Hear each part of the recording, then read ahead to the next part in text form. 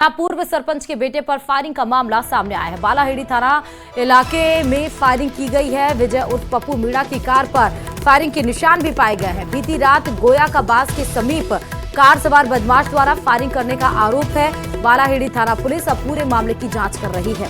तो दौसा से इस वक्त की बड़ी खबर है। पूर्व सरपंच के बेटे पर फायरिंग का मसला। फिलहाल बालाहेड़ी थाना पुलिस पूरे मामले की जांच पड़ताल कर रही है। सरपंच के बेटे के ऊपर जो फायरिंग हुई है उसके ऊपर कार के ऊपर फायरिंग के निशान, गोलियों के निशान भी मिले हैं। आप ये देखिए,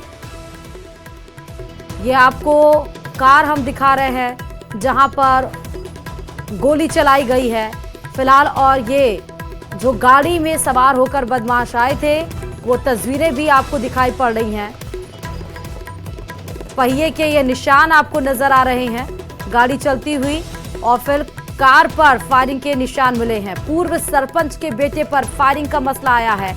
पूरे मामले को अब बालाहेड़ी थाना जो पुलिस है वो सब कुछ देख रही है। पप्पू मीणा नाम है जिसके कार पर फायरिंग के निशान मिले हैं। बताया जा रहा है कि बीती रात गोया के पास समीप कार में सवार होकर बदमाश आए और उनके द्वारा फायरिंग की गई है पूर्व सरपंच के बेटे पर।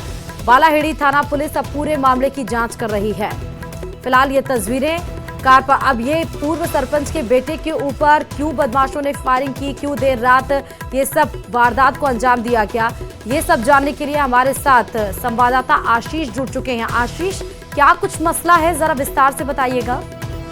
बिल्कुल, बीती रात का ये पूरा घटनाक्रम है और ये दोनों जो पीड़ित हैं और जो आरोपी हैं इनके पहले भी कई बार आपस में झगड़े हुए हैं। बीती रात को जो पीड़ित युवक है पप्पू मीणा, जो अपनी बहन के साथ गोया के बास गांव में गया था और अपने चाचा को छोड़ने के लिए गया था। जब भी वह चाचा को छोड़ के वापस आ रहा था तो बीच रास्ते में हेमंत मीणा और उसके साथी मिले और उन्होंने फायरिंग करना शुरू कर दिया, जिसके कारण गाड़ी पर फायरिंग के निशान हैं। और इस पूरे वारदात में जो पीड़ित भाई बहन है उनकी गाड़ी भी पलट गई खेत में जाकर। अब पुलिस मौके पर पहुंच गई है और मौका वारदात से पुलिस ने पूरा मौका मुआवजा किया है और जो नाम सामने आए हैं बदमाशों के जिन्होंने फायरिंग की है उनकी तलाश की जा रही है। फिलहाल बालाहेड़ी थाना पुलिस पूरे मामले की जांच में जुटी हुई है। बताया जा रहा है कि जो पीड़ित युवक है वो पूर्व सरपंच का बेटा है और जो आरोपी युवक है वो वर्तमान सरपंच का बेटा है। ऐसे में ये पुरानी रंजिश के चलते ये पूरा घटनाक्रम हुआ है। हालांकि पुलिस की जांच के बाद स्पष्ट होगा कि आखिर फायरिंग का कारण क्या रहा है। पप्पू मीणा और उनकी बहन को चोटें भी आई हैं? बिल्कुल, क्योंकि जो गाड़ी के अंदर थे और जो फायरिंग हुई है वो गाड़ी के बाहरी जो बॉडी है उस पर हुई है, तो उस पर निशान है गाड़ी पर काफी सारे फायरिंग के, और इसके कारण दोनों पूरी तरह सुरक्षित हैं। उनको किसी प्रकार की कोई गोली नहीं लगी है, लेकिन गाड़ी डैमेज हुई है और गाड़ी पलट भी गई है। अच्छा, ये क्या दो सरपंचों के बीच की रंजिश है या दो सरपंचों के बेटे के बीच की रंजिश है आशीष? क्योंकि ये चुनावी रंजिश भी है और साथ ही जो हेमंत मीणा है वर्तमान सरपंच का बेटा, वो एक तरीके से आसपास के क्षेत्र में बदमाश प्रवृत्ति का व्यक्ति है। ऐसे में इनके आए दिन ये झगड़े होते रहते हैं और इसी क्रम में ये झगड़ा हुआ है। हालांकि आज क्या कारण रहा है वो पुलिस जांच के बाद स्पष्ट होंगे, लेकिन इस तरह की घटनाएं इन दोनों के बीच आम है और कई बार इस तरह की घटनाएं हो चुकी हैं। ठीक है, बहुत शुक्रिया आशीष तमाम जानकारी देने के लिए खबर पर। तो दौसा से बड़ी खबर थी, पूर्व सरपंच के बेटे पर फायरिंग का मामला है ये।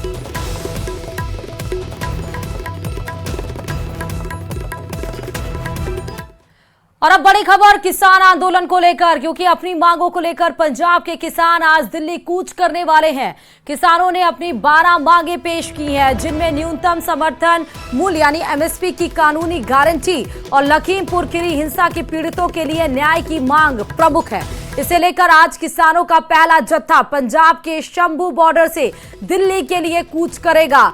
बताया जा रहा है कि आज 101 किसानों का पहला जत्था दिल्ली कूच के लिए अपना पैदल मार्च शुरू करेगा। किसान नेता सरवन सिंह पंधेर के मुताबिक 101 किसानों का जत्था आज दोपहर 1 बजे शंभू बॉर्डर से दिल्ली के लिए कूच करेगा। पंधेर ने कहा है कि अगर अब भी सरकार उन्हें मार्च निकालने से रोकती है तो यह उनके लिए नैतिक जीत होगी। बता दें कि किसान 13 फरवरी से पंजाब और हरियाणा के बीच शंभू और खनौरी बॉर्डर पर डेरा डाले हुए हैं। इससे पहले सुरक्षा बलों ने किसानों के दिल्ली मार्च को रोक दिया था। 21 फरवरी को खनौरी बॉर्डर पर झड़प के दौरान पंजाब के किसान शुभकरण सिंह की मौत हो गई थी, जब प्रदर्शनकारियों ने दिल्ली की ओर कूच करने की कोशिश की थी। लेकिन अब किसानों का जत्था पैदल दिल्ली कूच करने वाला है, जिसको लेकर प्रशासन अलर्ट है।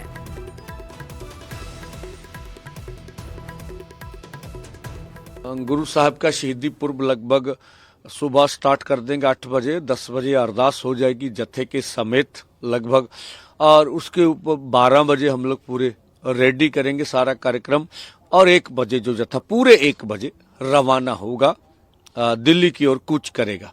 100 आदमियों का जत्था बिल्कुल सरकार से टकराने वाली पोजीशन में नहीं। हम ना सरकार से टकराएंगे, ना हमारा निर्णय है कि हम बैरिकेड तोड़ के जाएंगे। देखिए, हम तो बिल्कुल निहत्ते हैं, वो सामान जो जरूरी वो कैरी करेंगे, झंडा डंडा हमारे पास होगा, हम तो जाएंगे। मरजीवड़े का अर्थ यह है कि अपने आप को देश की मांगों के लिए किसी के सामने मरने के लिए समर्पित कर देना।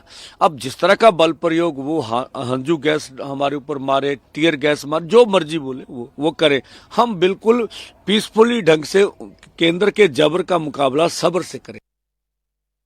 देखिए, जो कानून व्यवस्था को मेंटेन करने के लिए सभी अरेंजमेंट्स डिस्ट्रिक्ट पुलिस द्वारा किए गए हैं, और आपके माध्यम से सभी जो किसान भाइयों से मेरी अपील है कि कृपया शांति बनाए रखें, और यदि जो दिल्ली कूच का आह्वान है तो बकायदा परमिशन लेके जाएं, कोई दिक्कत नहीं है, उसका प्रोसीजर है, अपना परमिशन लें और जाएं। और मैं आपके माध्यम से सबको आश्वस्त करना चाहता हूं कि कानून व्यवस्था की पूरी मेंटेन करने के लिए पूरी तैयारी डिस्ट्रिक्ट पुलिस द्वारा की गई है। और इधर महाराष्ट्र में महायुति सरकार का शपथ ग्रहण हुआ। देवेंद्र फडणवीस ने तीसरी बार मुख्यमंत्री पद की शपथ ली और इसके साथ ही एकनाथ शिंदे और अजीत पवार ने उप मुख्यमंत्री पद की शपथ ली। ग्रहण समारोह में दिग्गजों और सितारों का मेला लगा। पीएम मोदी के साथ ही बीजेपी शासित राज्यों के सीएम और कई कैबिनेट मंत्री शपथ ग्रहण में शामिल हुए। देखिए रिपोर्ट। मी महाराष्ट्र राज्याचा मुख्यमंत्री म्हणून माझी कामे निष्ठापूर्वक व सचोट विवेक बुद्धीने पार पाडेल। मुंबई के आजाद मैदान में आज एक नया इतिहास लिखा गया। देवेंद्र फडणवीस ने तीसरी बार राज्य के मुख्यमंत्री पद की शपथ ली। देवेंद्र फडणवीस के साथ ही एकनाथ शिंदे और अजीत पवार ने डिप्टी सीएम पद की शपथ ली। इस ऐतिहासिक पल के गवाह बने प्रधानमंत्री नरेंद्र मोदी, गृह मंत्री अमित शाह और कई केंद्रीय मंत्री। मध्य प्रदेश के सीएम डॉक्टर मोहन यादव, छत्तीसगढ़ के सीएम विष्णुदेव साय और यूपी के सीएम योगी आदित्यनाथ के साथ ही बीजेपी शासित राज्यों के सीएम भी शपथ ग्रहण में शामिल हुए। मी महाराष्ट्र राज्याचा मुख्यमंत्री म्हणून माझी कामे निष्ठापूर्वक व सचोट विवेक बुद्धीने पार पाडेल आणि संविधान व कायदा यानुसार सर्व तऱ्हेच्या लोकांना मी निर्भयपणे व निपक्षपातीपणे तसेच कोणाच्याही विषयी ममत्व भाव किंवा आकस न बाळगता न्याय वागणूक देईल। मी महाराष्ट्र राज्याचा उपमुख्यमंत्री म्हणून माझी कामे निष्ठापूर्वक व सचोट विवेक बुद्धीने पार पाडीन। मी अजित आशाताई अनंतराव पवार गांभीर्यपूर्वक प्रतिज्ञा करतो की महाराष्ट्र राज्याचा उपमुख्यमंत्री म्हणून माझ्या विचारार्थ आणली जाईल किंवा मला ज्ञात होईल अशी कोणती बाब असा उपमुख्यमंत्री म्हणून माझी कामे यथायोग्य पार पाडण्यासाठी आवश्यक असेल ते खेरीज करून। प्रधानमंत्री नरेंद्र मोदी ने शपथ समारोह के मंच से झुककर प्रचंड जनादेश के लिए महाराष्ट्र की जनता को नमन किया। शपथ ग्रहण समारोह में सितारों का मेला भी लगा।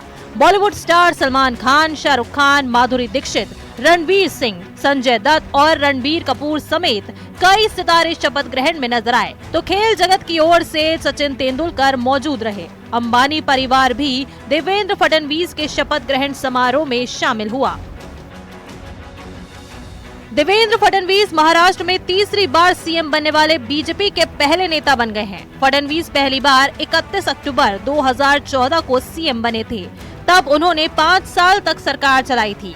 इसके बाद उन्होंने 23 नवंबर 2019 को सीएम पद की शपथ ली थी। हालांकि तब एक दिन में ही उन्हें पद छोड़ना पड़ा और आज तीसरी बार देवेंद्र फडणवीस ने सीएम पद की शपथ ली। ये शपथ ग्रहण एक और मायने में खास रहा। 2014 में सीएम पद की शपथ लेने वाले देवेंद्र फडणवीस को 2022 में डिप्टी सीएम बनाया गया था, जबकि 2022 में सीएम पद की शपथ लेने वाले एकनाथ शिंदे ने आज डिप्टी सीएम पद की शपथ ली। तो अजीत पवार भी छठी बार डिप्टी सीएम बने हैं। Bureau report, news 18। और महाराष्ट्र में महायुति सरकार के गठन में देरी को लेकर विपक्ष हमलावर था।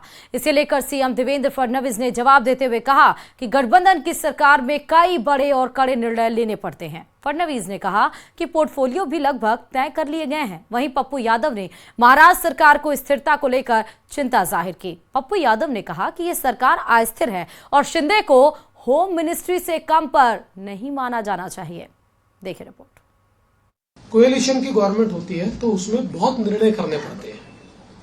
एक पार्टी की सरकार होती है तो निर्णय एक ही पार्टी को करना है। कोएलिशन की गवर्नमेंट में बहुत बड़े पैमाने पर कंसल्टेशन करना पड़ता है। वो कंसल्टेशन हमने किया है। करीब करीब हमारे नंबर्स भी हमने फ्रीज किए हैं। वो कितने अभी हम नहीं बताएंगे, वो पार्टियां बताएंगी, इसलिए मुझे पूछो मत। और पोर्टफोलियो को भी अभी हम लोगों ने करीब करीब फाइनलाइज किया है। कुछ थोड़ा बचा है, उसमें वो भी कर लेंगे। तो मुझे लगता है कि अब हमारे सामने जो प्रश्न थे वो प्रश्न धीरे धीरे समाप्त हो गए। सरकार तो बिल्कुल पैसे का गंदा खेल हुआ, ईवीएम प्रभावित हुए, तो सरकार तो पहले ही वोट तंत्र को हरण करके हुआ। तीसरी चीज, यह सरकार खुद गिरेगी। जिस तरीके से पीठ में खंजर भोंक के अगली सरकार बनी थी, खुद गिरेगी या नहीं तो दिल्ली गिराएगी। इधर उत्तर प्रदेश के